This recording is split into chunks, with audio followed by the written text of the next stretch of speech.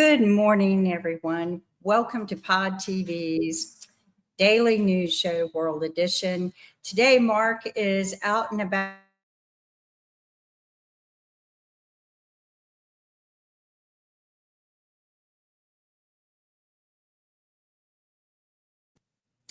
Okay, so we're having a little bit of technical difficulties, but there's much news in the world that we need to continue keeping up with until he can join us again.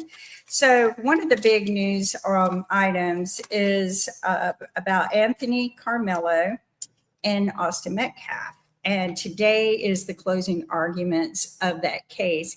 And if any of you have not been watching or are not aware of this, Anthony Carmelo is being accused of murdering Austin Metcalf. It was at a high school track meet under a tent while it was raining. Anthony Carmelo claims to have just, gone under the tent and also to see a friend. Generally, these meets are friendly meets. But Austin and his crew, this was their tent, didn't want him there and, rudely asked him to leave. Of course, that's my opinion. But, and Austin does a physical altercation with Anthony. And Austin has a twin brother under the tent as well as a bunch of other athletes. And I'm sure that Anthony felt a little intimidated and scared. I mean, it's a lot of hormones generating under that tent. And, it became physical.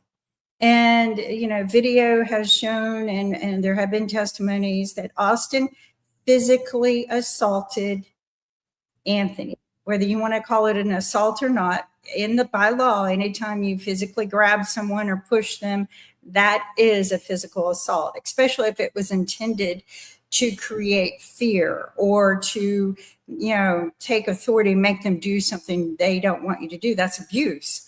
And I'm sure that there were a few choice words being said, and it's strange to me that no one had a recording of any of this other than a few faraway cameras. But I've been through a murder trial before through a family member. And one of the things I recall most is every cell phone that was in the vicinity and or associated with the situation was confiscated. Every cell phone. So I'm sure that every cell phone was confiscated. Some of them were not returned until after the hearing.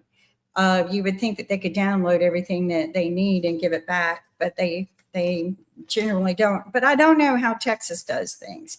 But if we were going by law, Austin, by the law, Austin did a physical altercation with Anthony first. Anthony pulled out a knife. Some people claimed it was a big knife, but come to find out in the evidence and in the hearing yesterday, the knife was just a simple utility knife. Hey, I carry a utility knife with me everywhere I go. I even ship it when I travel and wear it.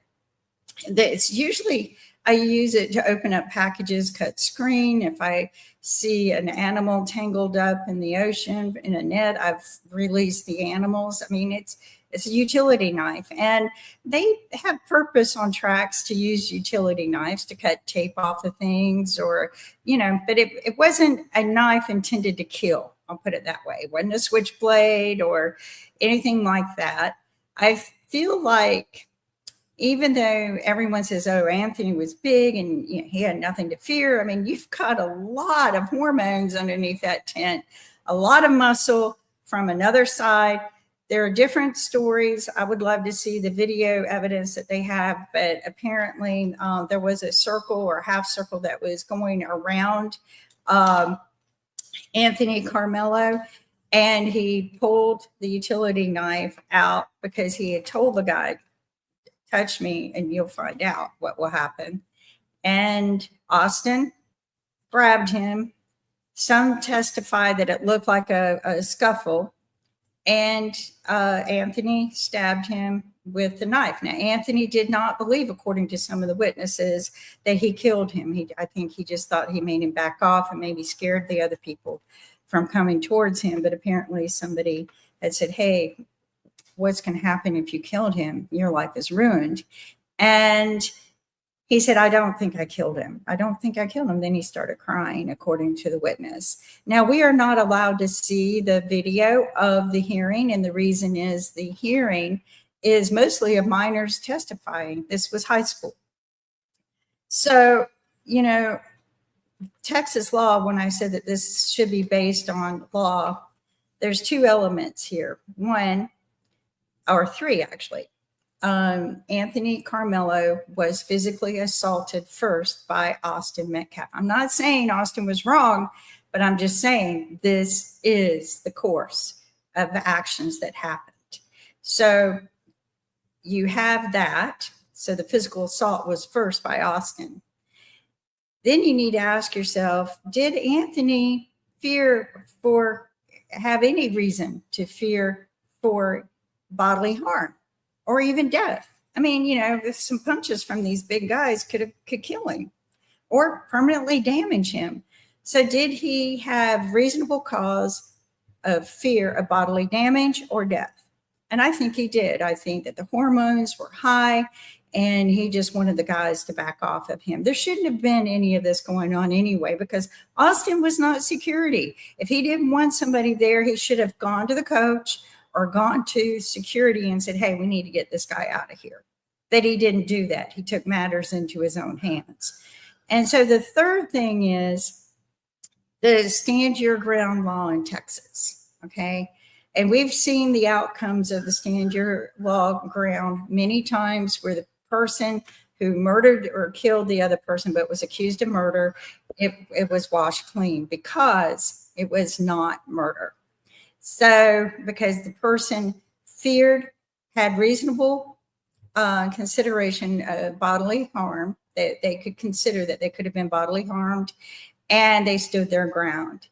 Now, the actions were fast. Everything happened fast. The defense proved some people could have been lying based on video cameras that they did use. But everyone said, why didn't they use a psychologist who had been interviewing Carmelo for quite some time? Why didn't they use anything to medically prove his statement that he feared?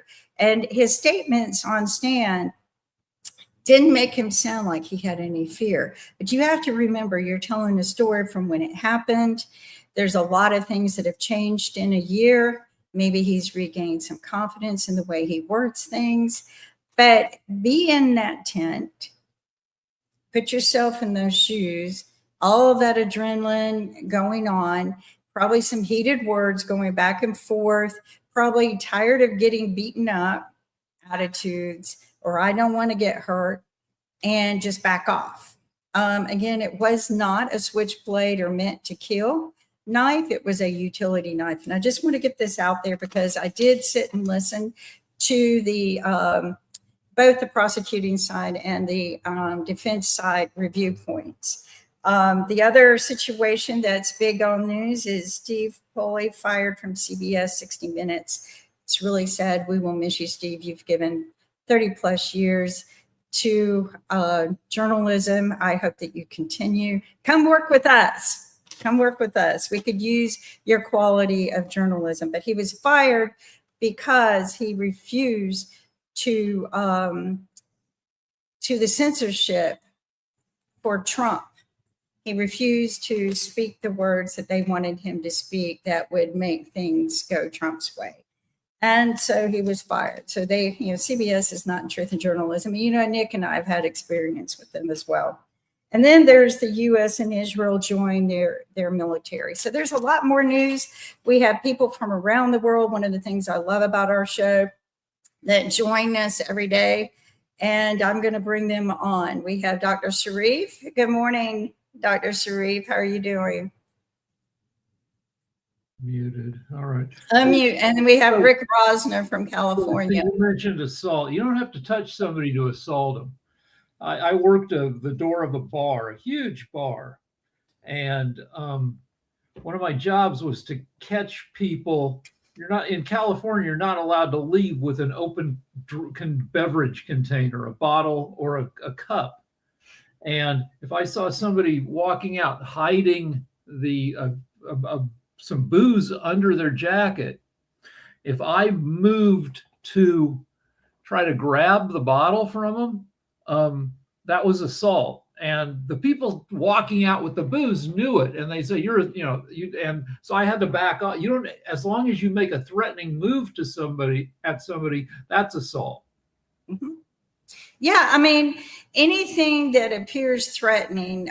So verbal choice of words, if you're so verbal and physical. And how bad was the physical? And there's ratings. Well, and each state is different as well. But if you fear in any sort of way that there could be a risk of bodily harm to yourself and you react in that fear, then in Texas, that's called stand your ground, and that is legal. And it's not always good, though. I mean, in Florida, right. It's abused, in famous cases where, some kid brings the wrong doorbell or is delivering a package, and some idiot on the other side of the door just blasts away from behind the door and kills. And then they say, well, stand your ground. And it's like I was in fear for my life. Why? Because somebody rang your frickin' doorbell? Well, being on the other side of the door can be very scary because you're not sure what they have. And I've been in that fear mode before when somebody tried to break in my house, and I'm barricaded in my bedroom. I've got my shotgun because it's going to blow away anything, and I have a 44. So I mean, I'm loaded, right? But I'm sitting there shaking, going, if they wiggle that doorknob, do I blow the door away and then hope that they get away, or do I? I live out in the middle of nowhere. No one can hear me scream for help. Fortunately, I have alarms now, and so if anything happens, the police are called. But yeah, it's scary being on the other side of the door. It's scary being in America. It's scary being in America because the perpetrators might have guns bigger than me. There might be more than me. There might be scary, and they might be, barrel in. The violent rate is 6 times greater than Spain. The death by murder rate is 6 times. Some people, some Americans get guns, and some people move to Spain or Nick. Oh yeah, and the big news here was the Pope visited Madrid. The Pope visited Madrid, and now the Pope's coming to Barcelona. Very smart. There's a lot to be said right now. Or if you want to be in another safe country, here's Canada. Here's Canada. Oh, reporting live from Canada on Tuesday morning, June 9th. Good morning. Good morning. So, any good news from Canada? Because we've done nothing but talk about the bad news. Let's talk about a little bit the World Cup, which starts the World Cup. There you go. Yeah, World Cup, because it's been played in Canada and Mexico and United States. Now we see the information about the greetings of different teams arriving to Mexico, Canada, and United States. And while in the United States, a lot of people are being held at the border, interrogated, held for 8 hours. And in Mexico, you see joy. The mariachi band is playing and enjoying themselves. So on. In Canada, very cordial welcoming to arriving teams, managers, consultants, coaches, and so on. It's very different picture in the United States. And it seems to me that Trump is single-handedly making this World Cup a disaster for the United States. However, the games will start soon. And once the games will start, all this noise will hopefully disappear, and we will be able to concentrate on the beautiful games being played.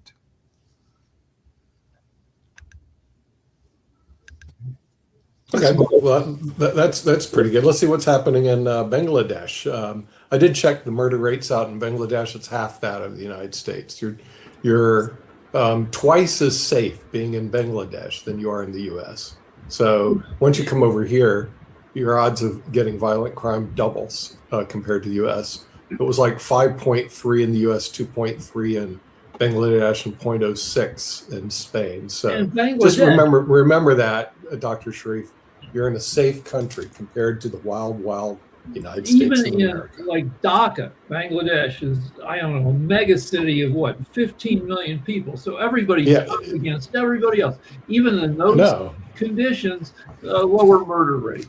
Because yeah, it's a in half that of the U.S.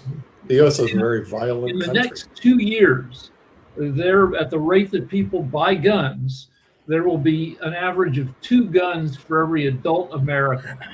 Yeah. So you got to think about that when you come over here, Dr. Sharif. No, Tell me what's happening Actually, in Asia. There are a lot of good things is happening. I think after this war and other things, people try to overcome from this situation. But definitely, Bangladesh has challenge for energy, for healthcare, for education, and so on. Our Prime Minister office, they are trying to do their level best with their cabinet ministers to solve these things. And again, I want to say to Kimberly's and the Nick Palvedas and everyone, our cultural ministers of Bangladesh, they are very much interested about to collaborate with the global media. This is very good opportunity for Port TVs, and you can visit Bangladesh and meet with the Bangladeshi people. You can eat delicious Bangladeshi food. You can go for music, dance. You can go for visiting Cox's Bazar, largest sea beach, and I think economically compared to Europe and North America, it's cheap. Definitely, it's cheap. So it has a good amount of populations, and it's cheap. And yeah, if you invest in Bangladesh, you can get tax exemptions. So every time I see my American friend has a lot of tension about tax. So why don't you come to Bangladesh, enjoy your life, and make everyone happy and be happy? It's less expensive there than it is in the U.S. Yeah. So Yeah, definitely. I mean, when you look at the U.S. metrics, I mean, forget all the politics. Okay, you live in a country that's 6 times more dangerous than Spain. Your life expectancy is 4 or 5 years less than Spain. You have total health coverage, which you don't have in the U.S. And frankly, the cost of living is much less expensive in the U.S. I mean, in Spain than it is in the U.S. So I just go, wait a minute. If you look at all the metrics, why would someone live in the United States of America if you can't afford to live somewhere else? In other words, if you can't, you're stuck there. Too bad. I mean, there's a lot of people that are stuck in their situations and they can't leave. Also, they're developing hypersonic planes again. I don't know if you saw this development. Japan is coming out with a plane that will go from like Tokyo to LA in like 2 hours. Now, the Japanese are heavy into hypersonics. I mean, they want things to go fast. Remember, we used to have the Concorde that go across the pond in a couple hours, 2 or 3 hours. They're bringing it back by the end of this decade. You're going to be able to go across. Now, it'll probably be pretty expensive, but if you wanted to, you could actually go across the pond in a couple hours, 2 or 3 And not hours. super comfortable. You have a tiny fuselage, I so you're know. kind of crammed in there. They pamper the crap out of you. The Concorde, it was super deluxe, but also super small. And they do have one unavoidable challenge, which is the sonic booms. When you have a plane that can go 1,000 miles an hour, as soon as it passes 600-700 miles an hour, there's a sonic boom, and you want that far away from population centers. Yeah, well, what they're doing is they're working on developing new technology to reduce or eliminate the sonic boom. So that, first of all, it's going to fly a lot higher. When I go across the pond, we fly at 35 to 40,000 feet. Okay, and I do cross the pond several times a year. In the Nuant planes, they're going to go 60 to 80,000 feet. I mean, whoa, that is that is seriously up there. I mean, and then they're going to go hypersonic speed. So let's face it. Does it utilize more technology, it's gonna gas take or place. more fuel? Is it utilizing more oil and fuel and things I like don't that? know. I mean, I would be Is it- curious to know. Yeah, I don't know about the fuel efficiency of the airplane, but as we all know, since we just took over Venezuela, we got plenty of fuel. Okay, all you do is go to Venezuela. Here's grab how We it. got we- plenty, but they're jacking the price up every day. But if you look, what they have to do is get it out of the ground. But Venezuela has enough fuel to last like 300 years. It is the largest petroleum reserve in the world. That's one we reason. can't How use the could they Venezuelan mess that oil. one up? How We could just how could the Use democratic it. socialist communist mess up Venezuela? You know, Well, because it's we can't really utilize their oil and gas. I mean, we That- have that's to because- distill it. that's and it's because that's different. because the wonderful people now they're invading LA say, oh, we're going to give everything away and let stupid people that are even dumber than Republicans rule the country. So instead of giving And to the people who poor actually know people, how to do the work, we're going to kick out. And that's the so reason Venezuela instead of giving is. to the poor people, you'd rather spend $224 million pimping out I debt want to be just I want like the Jeffrey poor Epstein's people with to a be bedroom in it. Is that productive. what I you don't want? I don't want to listen to the Millionaires. violin. I Pimp don't out want to listen to the them violins. veins, I'm baby. poor and helpless. I'm Well, poor and I helpless. looked Give up to me. Sonic Booms. They've got some new tech. But I One mean, is- I would rather spend my money on people than painting the reflection pool almost a black color. I think It's the so dark, reflection it's pool is scary. a great idea, and they should have that beautiful ballroom. It's called capital improvement.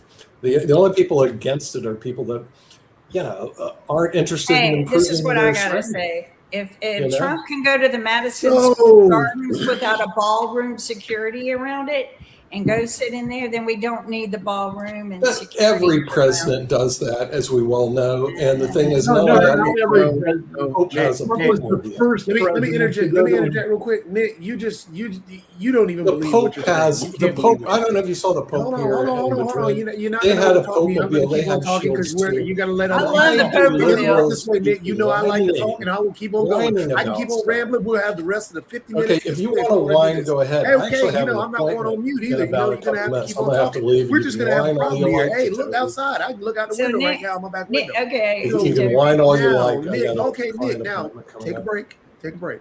Now, You know. you can't believe what you just talked about. One, as pointed out, this was the first time a Come back, sitting Nick. president went to an actual NBA championship game. First time ever. So you can't say that other presidents do it when they say it's the first time. So right there, you're at a loss. Then when I came in at the end of the Venezuelan piece, and I'm sure you're trying to say that what happened in Venezuela was a success, which it's not. You still have the same oppressive regime that's there. The only thing you did was take out the top head there. So the people are still oppressed. The country is still extremely poor, and the people are still being abused. So you didn't really do anything there, but just change the name of the management from Maduro to Trump. So you're not doing anything Not different, doing but you're still better. oppressing people. And then you're talking about, hey, we want to make it the 51st state. You're just desperate to make something a 51st state so you can have some legacy. But the legacy that he's creating right now is a legacy of pure corruption from his stuff dealing with the island that he's trying to build now, Epstein Island 2.0, and all the other stuff that he's doing. So I just don't. And the ball, Albania. it's just Albania it's is, but again, what I'm trying to say is, if you don't need all the security upbeat that you're saying you have to have that surrounds the ballroom and the underground vault, then you don't need it to go to the, if you didn't need it to go to the Madison Square Gardens and be among the crowds, then you don't need it in a ballroom. You just Exactly. don't. I mean, the Capitol and the White House sit out in the middle of the open. If somebody wanted to missile bomb it, they could. I mean, I'm just Well, saying. I mean, even still, I mean, the thing is, he disproved that he needed the ballroom. Yeah. If it was so dire that he can't go anywhere, then you don't go to Madison Square Garden. You don't go to Mar-a-Lago because Mar-a-Lago is less secure than the ballroom. So you don't do these things if the ballroom is such a necessity. No, you don't. But need it. he has a way of convincing his people and his flock. Really, that if it's you look necessary. at only 28% of Americans favor building the ballroom. So he maybe he didn't even convince most of the MAGA to support this stuff. And also, when Trump went Trump inconvenienced tens of thousands of people. The people in the Madison Square Garden. Also, they hold public viewing parties around Madison Square Garden where, 50,000, 100,000 people turn out to watch on big screens. That was shut down. Those people were denied, and he comes there and then he falls asleep, which, you could have bet money that he was either going to fall asleep or he was going to leave early. The guy doesn't really give a shit about much besides himself. True. The other thing, too, if you look at all his vanity stuff, is the Kennedy Center just took his name down. Yay! Thank you, Judge. So the Kennedy Center, I mean, they didn't waste any time. The name is being removed. So, all of the damage and chaos that he has created.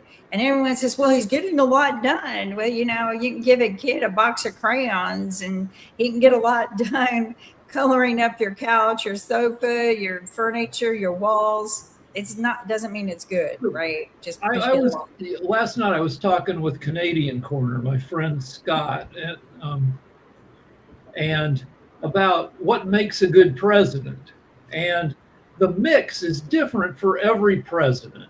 Like he asked, is wholesomeness essential? And I go, no, because we've had some very unwholesome presidents. Clinton, was a horn dog and a little bit rapey, but he also was very empathetic. And, Jimmy Carter was pious to the extent that it hurt him and people thought he was a pussy. And then Reagan was folksy. And, so it's a different mix of what makes a good president, but there are always some positive values associated with the president that Americans can look to as a symbol of American goodness. And like Trump has less of that than frickin' any previous president in our lifetime, certainly. Yeah, he does. I agree with that. But the thing is not every president has been labeled and accused of being a pedophile, right? I mean, they even tried to do that with Biden, but when you unfold the true stories, he may have been leaning over to be closer to a little girl and just hug her, but I don't think he was sniffing her hair. Biden was in politics for 48 years. Yeah. And in that time, he hugged a lot of people. Yeah. And they tried to build a narrative that he was a creep or that he was creepy with his daughter, and then you find out his daughter comes on TV and tells the true story of why her diary said what it said, because her cousin poured gasoline over her. Her dad swooped her up and ran her to the bathroom, stripping her clothes off. So he saw her naked and she was freaked out about it. But he's, saved her. He got her into the tub. He washed all the gasoline off her. I mean, what do these MAGAs want him to do? Sit there and light a cigarette? I mean, come on, MAGAs. I have a ridiculous story about like the Biden thing. So Biden was born in what, like 1942? And people, so for people born in that era, if you went to the YMCA to swim or take swimming lessons, young boys had to swim naked because all through the first half of the 20th century, swimsuits were made out of wool. You basically swum in a knit sweater. And this was thought to be unhealthy to be wearing these clammy suits. So they made boys swim naked up until the early 60s. So Biden grew up learning to swim naked, and apparently at his house because the way he grew up, he still swims naked. And there was a female Secret Service agent who was on duty when Biden walks out naked to swim in his pool, and she kind of filed a report. She didn't like seeing Biden's junk. But it's like it's a collision of nonsense and our weird history of making kids swim naked. And, It's, I mean, and you have to take into context where a person came from and what evolved in their life to make them who they are today. You just can't say he's crazy because he does this. Maybe he grew up in another country and this is what they did in that other country, and that is natural and comfortable to them. So there's a lot of factors that play into when you look at someone and go, why are they doing that? Why not ask, why do you do that? I mean, I'm sure it was embarrassing for the woman because she wasn't accustomed to it. And probably that's not the way they were brought up. And also you should tip off Biden saying, okay, you had to swim naked in 1958, but it's not 1958 again. No, and sometimes people want to reach back to their youth a little bit, but that's pushing it a wee bit. Bathing suits are not that comfortable or, harsh on the body anymore. You can get some pretty lightweight bathing suits. Even the Speedos, would be better. It's this kind of nonsense. Like Trump obviously was going to get booed when he went to Madison Square Garden. Even if, Trump only won 30% of the vote in New York City. The people who can afford $8,000 for a ticket are probably going to be even, statistically more strongly, against Trump. Plus, he pissed everybody off because you had to go 2 hours early to get through security. It was all a big hassle. So obviously, he was going to get booed strongly when they put his, picture on the Jumbotron, which they did during the national anthem. They booed like crazy inside Madison Square Garden. Fox News said when they put him on the Jumbotron, the crowd started chanting USA. I don't think so. I think they have their own sound effects. I don't trust. I watch a lot of Fox just so I understand the way they're thinking, and what they're saying, because they coach each other. They listen, and then that's how they all talk. So it's a interesting way that they condition and groom their followers. But I've been communicating with someone who is, tries to play off like he's not, that he's down, he wants to be independent, but the MAGA comes out of him all the time. And the other day he goes, you're just a nasty person. It was just right after Trump said, you're just a nasty person. I feel, and he goes, and I feel sad for you. And I go, there's nothing nasty about what comes out of my mouth. Nothing, I don't say anything nasty. I point out the facts, but I'm not rude and crude. I don't call, but I will go and look at someone and go, shut up, piggy, because Trump did it. Some people who aren't, most don't pay attention to the news. They got other stuff to worry about. I think about like some lady who's 58 years old, who's caring for her 85-year-old mom who's got early dementia. And this woman, this 58-year-old woman, watches very little news. What news she does watch is often Fox News, because she's in a part of the country where that's on all the time, where her husband watches Fox News. And this lady, through not much fault of her own, is too busy to really look into stuff, and what news she sees is on Fox, and she is naturally going to believe a bunch of bullshit, not because she's a lunatic, but just because she's too busy to look into all this stuff.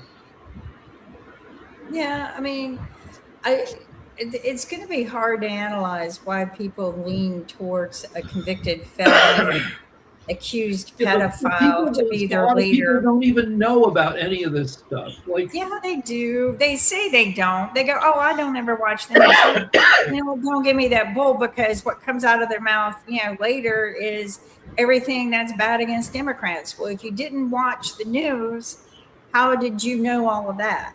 And don't give me. You know what? I hear that all the time, Rick. And I sit quietly among a lot of magazines. Don't even run my mouth. Trust me, I do not.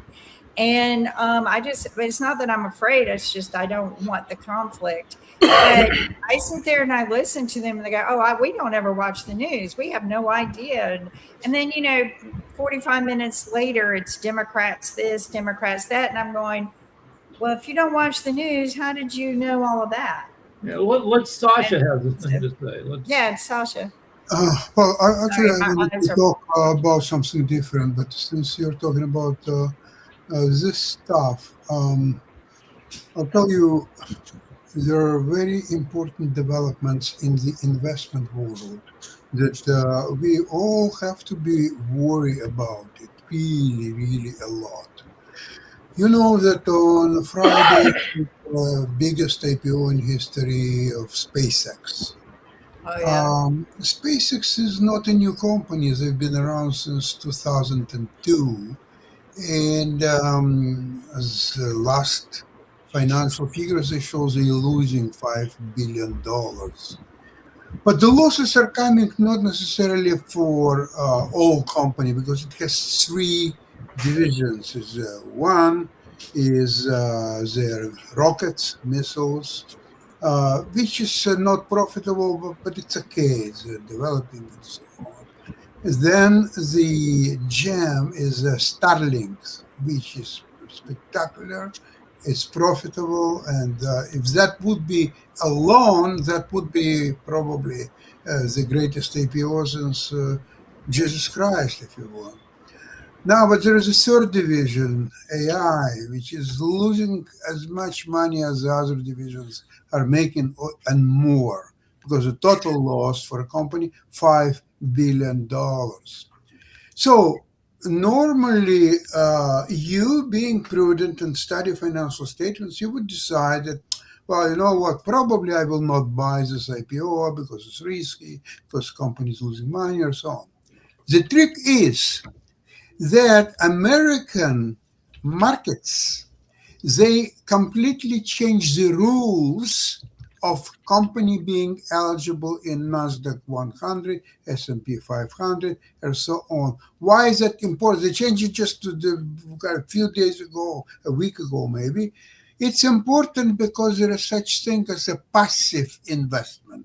For example, if you have 401k and it's automatically every 2 weeks it gets checked from you and it automatically invests in S&P 500, NASDAQ 100, so on. So if, as it's going to happen, SpaceX is part of S&P 500 and NASDAQ 100. So you, whether you want it or not, you automatically will become shareholder of SpaceX, although not directly, but through your 401k. But it doesn't matter. The money still goes in. So what is the exercise of that? Why it's all been done? Because they are looking for insiders of SpaceX, which got their shares for pennies, to have a quick exit, make it billions of dollars. And who is going to help them to do that? Your 401k.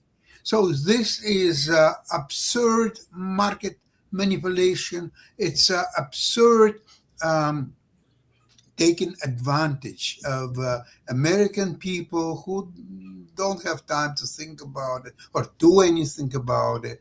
And they just, okay, well, that's a fact of life. That's how market works. That's what we have to do. Another thing is that IPO is sucking. It's so huge. And there is another OpenAI and Anthropics. The size, the sheer size of this IPOs is sucking money from other stocks. And there is no doubts that Okay, maybe they will still keep it up until the Friday, and after Friday, it's a free fall for all. As there will be a bloodbath on the market simply because there is not enough money in the system to support all those highest valuation. And by the way, speaking about AI, I will discuss it tomorrow on Financial Show with Jim because he's a strong believer in AI trade. And something tells me that something is not right about AI. You know why?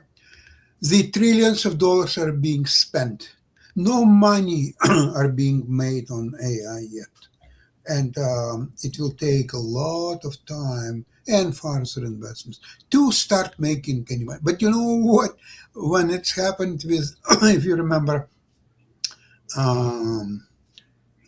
dot-com boom, if you remember this other real estate booms or so on, you know what's happened? Railroads. Remember railroads? So the first investors who invest money in railroads, they were all being taken to cleaners. No one could save even 1 cent from their $1,000 worth of investment. It's the people later on who purchased these assets on a bankruptcy sale. Those people were able to make money. Same happened with the dot-com boom. Same, I'm afraid, may happen with AI when the AI, because of the enormous expenditures, money being sucked out of the market by SpaceX and others, eventually it will be all a tragic situation. It will all go bankrupt. And only new investors who will buy these assets on pennies for dollar from the bankruptcy, those people are going to make. I'm not saying that the AI will not work. AI is a wonderful thing. It will work for sure. It's already working. But when it comes to investment, no, it's not working. It will be bleed a lot of people. They will lose every penny. And new investors will come in, buy it from the bankruptcy. Those people, they're going to make money. People underestimate the power of death and bankruptcy in economic growth. So, you know, right now the boomers in America have all the money, and we're not dying the way previous generations did. Now, COVID cleaned out a bunch of people, and you know, we're not obligated. We don't owe. We're not obligated to die, and we're going to try to keep living. But that means that inherited wealth is not going to be inherited because we're going to hold on to it, and that creates income inequality. It makes it tough for Gen Z, Gen Alpha, the millennials to afford to have kids. And bankruptcy, the same thing. Like Sasha said, there are hundreds of billions of dollars being put into AI. That money can never be recouped. And once people realize that, then AI will crash, right, Sasha? Yes, absolutely. And then after the crash, you step in and you buy the remains of these companies for 5 cents on the dollar. And then we see their true utility, and they grow at a pretty good rate after the crash. I agree with you. Yes. Hey, Jacoby, you have a fan. I mean, with the AI idea stuff, who this is, but they're definitely watching. But I think your good points on AI. Go ahead, Jacoby. Sorry about that. oh yeah, AI is going the same route as the dot-com bubble. It's going to burst, and people are going to make money after it bursts. It's the same thing what Sasha's talking about now. And right now, the big thing with AI is one, we're to a point where AI can fix itself, which is scary. Two, we're at a point where people in our government want to use AI to actually want to use AI in war, in ways of, killing other individuals. That's scary because that's going to bleed down directly to different areas within government from, applications in law enforcement. So now you're going to have AI being used in law enforcement, making judgment calls that shouldn't be made by AI. So AI right now, its improvement is astronomical, and we can't really understand how quickly it's improving because it's the fastest thing to improve right now. I mean, it's just unreal. And it's on a global platform of improvement. It's not just here. Oh yeah. And the worst part about it, though, the thing that I'm glad to see more people are standing up about it, is the data centers that it uses. And that's where the problem is. PBS actually did a good study. PBS Science just did a good write-up on it, talking about how, the coal industry, well, actually the fossil fuel industry is actually powering a lot of the AI right now. And overseas, they're not using as much fossil fuel. They're using other stuff, the renewables, to do a lot more AI, of powering of AI. And again, we are behind the times because of the way our lobbying system is set up and the way that people have their hands in the pockets of people in government right now. So the fossil fuel industry getting this money from Trump because he's transactional. You pay him, you give him money, he's gonna give you anything you want. And he's a dope. He's an idiot. He's a complete idiot. And don't get me wrong, he has street sense, but you don't need a street sense president. You need somebody smart. I don't think he would last long on the streets, though. He utilizes it to communicate with his peers, right? No, let's put it the right way. He's a con man.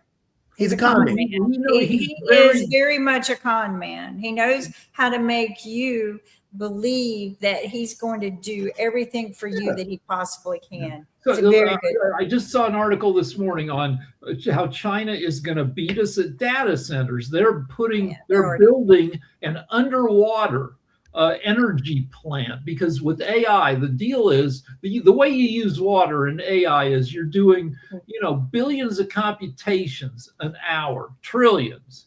And every time a computer computes, it generates waste heat. So the water is used to, like a nuclear reactor, you use it to cool it down so the whole thing doesn't melt. So you're taking a ton of water, you're heating it up, and then you're releasing it again. China is building this stuff directly in the ocean. The ocean is freaking huge, and it can more efficiently. It isn't damaging the ocean ecosystem. You have to be very, and I've wondered about that. I thought that was a brilliant idea.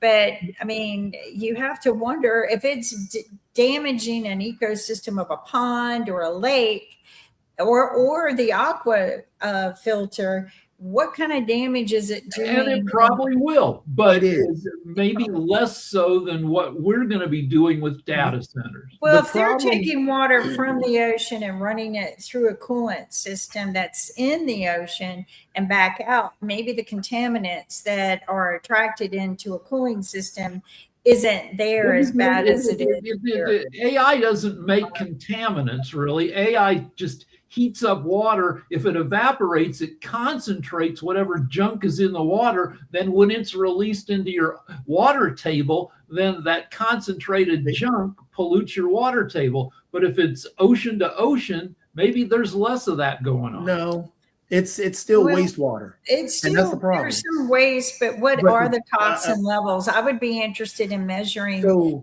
toxins. But Erin Brockovich has come out of the privacy world and is really getting involved with this. I mean, this was her, gain to public awareness many, many years ago. Is because of her and winning some of the lawsuits that they did for people contaminating water back in the days. What this has proven, though, is people do not use history to correct their mistakes. They might use history to find loopholes. They might use history to cover up their mistakes. But this is big proof that people will not utilize history to correct mistakes, that especially mistakes that, kill people. They just don't. So it's interesting. It's all about money. there's a race for the data centers to be able to have the best AI. I get that. There's all, and each country is going to do that because he who controls the data controls the information flow. It's true. I get that. But the problem is we haven't taken the science into account. And again, Rick, you'd love this. I'm gonna post that that whole piece that PBS did, but they even talked about how the data centers themselves in areas that they are raise the temperature on average at least 2 degrees. And a 2 degrees raise in temperature is huge for any ecosystem. On top of that, the amount of dust and everything else that it kicks up when they're doing all that, then the what they're using to cool it, they're talking about how, you know, the engines that they're trying to use to cool the systems and cool the water and everything else. Yeah, that's old technology. It's still a fossil fuel, and that's burning natural gas into the air. So now you've contaminated the air. So even if you throw it in the ocean and you look at raising the temperature of the ocean where you are another 2 degrees, that's going to be detrimental all to the the coral food chain. reefs with that. You would kill the coral. Well, the coral reef, people don't realize the amount, the actual science behind the coral reef and how that supplies a lot of the food chain for many of the things that we eat normally. Even, on up the food chain that, end up outside of the ocean. Not And to talk that is about a our own killer. oxygen, right? It Yeah. develops our own, not So, to even and mention algae is- oxygen. So yeah, with algae and everything else, it's just right now we don't have the technology or the technological savvy to figure a way to make data centers efficient enough to keep up with the demand. That's another thing they'll talk about in there. And you, like I said, Rick, definitely sit down and watch it.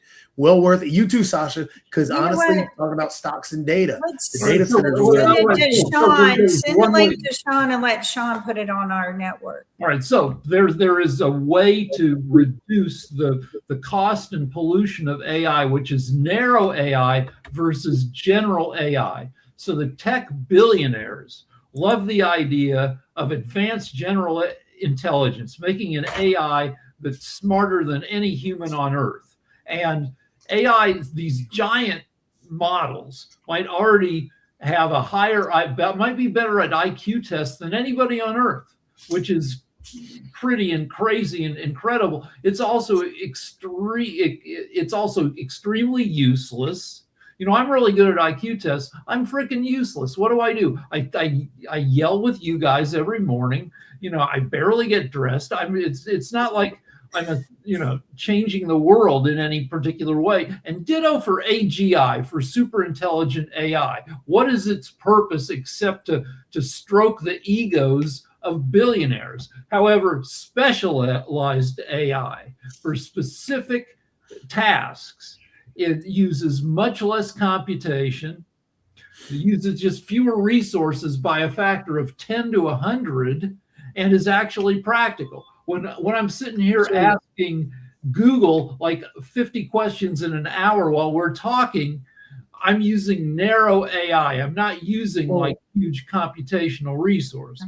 Well, even still, even the huge computational research to huge computational research, you're looking at a lot of other things, from graphics and movies. Everybody's putting out AI videos and AI pictures now.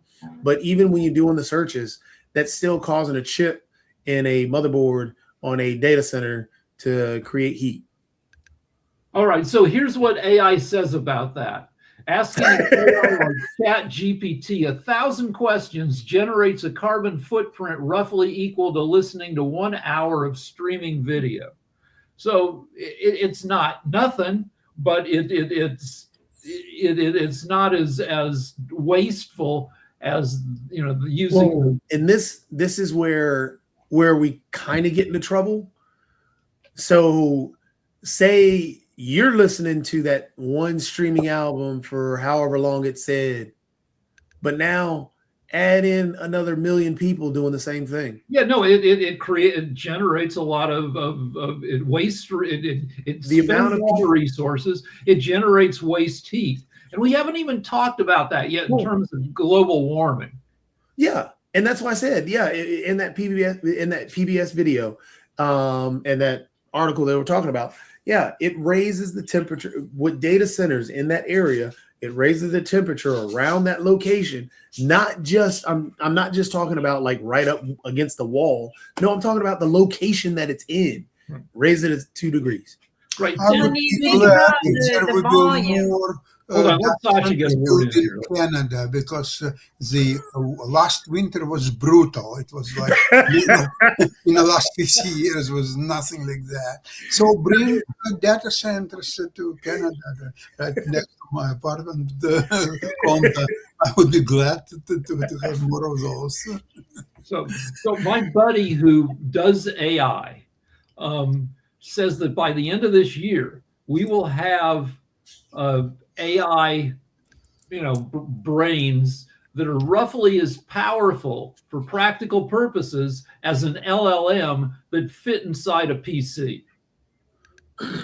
Which means they'll consume less power, but it also means that the weirdness will take a step up. It means that that you can take your PC or your phone, plug it into a generalized robot, which somebody will build in the next couple of years, and your phone will be the brain of that robot, and it'll be able to do all sorts of weird and creepy and awesome things. So actually, no.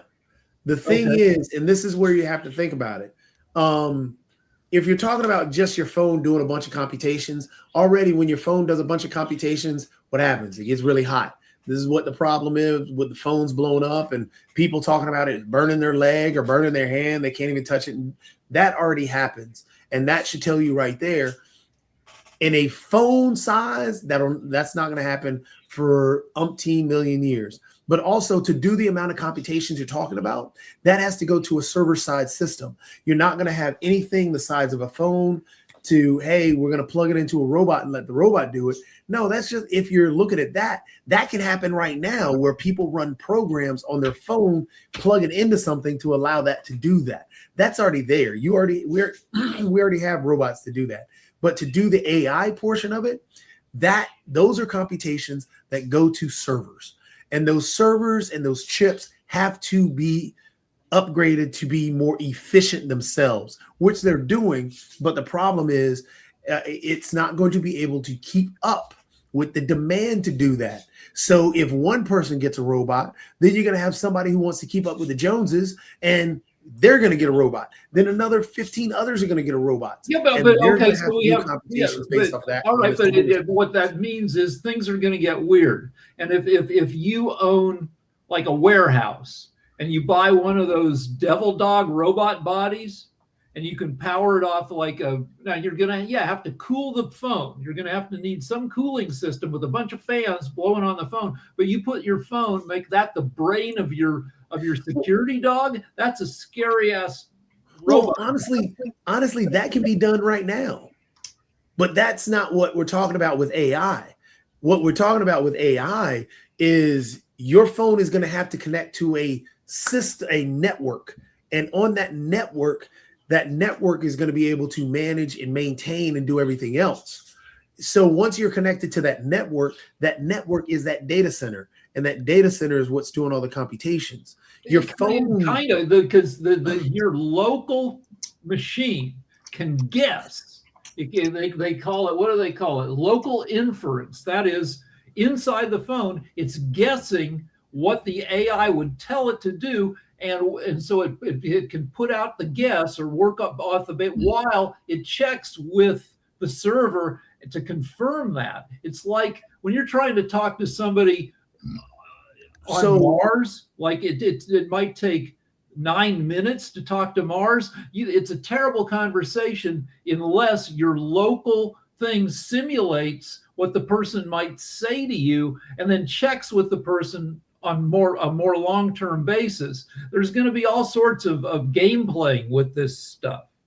Well, we've got a lot more to talk about as well, but I think we have a show coming on with Sasha. I need somebody to start the show, Mark or Nick. If Nick's not there, I'll go start it. Okay, send me a link. Do you have the link? Do you have the link? Yeah, just a moment. All right. See you All guys. right, send me the link. And everyone, we will see you tomorrow, 10 a.m. Eastern Standard Time on World Edition, broadcasted on Amazon and Roku through the Pod TV channel. We thank you for watching. And until we see you again, please take care. Bye. You record.